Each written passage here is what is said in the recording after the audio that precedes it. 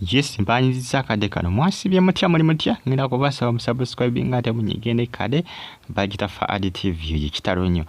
Mukulu Tamale mirundi siniya yafa abagambi oba tagoberera ebintu bye byakoze ki byabasabye binza obutabatambulira bulungi. Binza obutatambula bulungi gye bali kubanga yabagamba omuzimu gujja kubamalako emirembe mufe okulaba nga mukola bye mbagambye okukola mu buwandiike naye ate nze ndaba ng'ebisinga ebimu batagenda kukola olw'ensonga nti obudde oba ennaku ziyinza obutabamala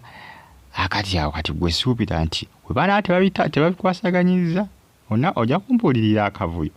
kubanga yagamba akavuyo alirwedde okubanga akakuliyetinga mu ngeri yonna yonna kasita batagoberera byateeka mu kiraamo. Ekiraamo kiwanvu, ekiraamo kikakali, jjukira agamba kumuziika ng'ayimiridde. Bannange onaawulira ebyo byonna biri mu kiraamo. Ebyo byonna biri mu kiraamo. Naye nze nabanga ebisinga batagenda kukkiriza gwe balabeyo omuntu gwe baziika ng'ayimiridde. Naye ng'ate jjukira bagamba omuzimu gwange gujja kubamalako emirembe. Bakuba ennaku zino emizimu bagisiba. Oolyawo baaka balina solution bagamba nti ebisinga tetujja kubikola omuzimu gwo tunaagusiba naye ng'ebimu byewateeka mu kiraamo biyinza obutasoboka biyinza obutasoboka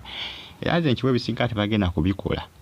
ebisinga tebagenda kubikola ebimu ku ebyo likinga okomentingi ate osigale nga ogifollowinga bagita Faadi TV UG omuzimu yabalabula n'abagamba nti nja kubatawaanya nja kubatataganya nja kubamalako emirembe bwe mutaakola ebyenjagala nja kubamalako emirembe nja kubamalako emirembe mubeere nga temulina mirembe yabalabula kati awo simanyi bagenda kukikola batya ebimu banaabireka oba bagenda kubigoberera kubanga obukwakulizo bungi mu kiraamo kye yakola g'amazima obukwakulizo bungi nnyo nga gye nkomezza bungi nnyo ate obumu bukakkali subscribinga nyiga kade bagita Faadi TV ebimu tebagenda kubigoberera nze wendaba bulungi ge mazima era omuzimu gujja kubalumbako ka bulumbi naye nzina bimu tebagenda kubigoberera kubanga n'ennaku zeyagamba okumala ku nsi ndabanga batagenda kuzimalako kwa leero Lwakusatu, Lwakuna, Lwakutaano, Lwamukaaga, Sande balina kumuziika ku Sande kibategeeza nti alina okumala ku ennaku mmeka ku nsi ennaku zijja kuba nnya ndowooza amaka alina ga mirundi ena jjukira yagamba buli gy'ayagala kusulayo nnaku bbiri kati tizijja kumala oba bagambe nti ebimu tebagenda kubigoberera bw'abanga ali agala buli kimu bakigoberere ndabanga ebimu batagenda kugoberera era omuzimu gwakubalumba yagamba nti ajja kubakuba emigga ajja kubasabula enswanyu bwe yagamba bwe batagoberere ebimu ku byakola ki byateeka mu kiraamo munange byebyo bimu ku ebitambula akadde kano ku mitimbagano subscribinga nyiga kale bagita Faadi TV UG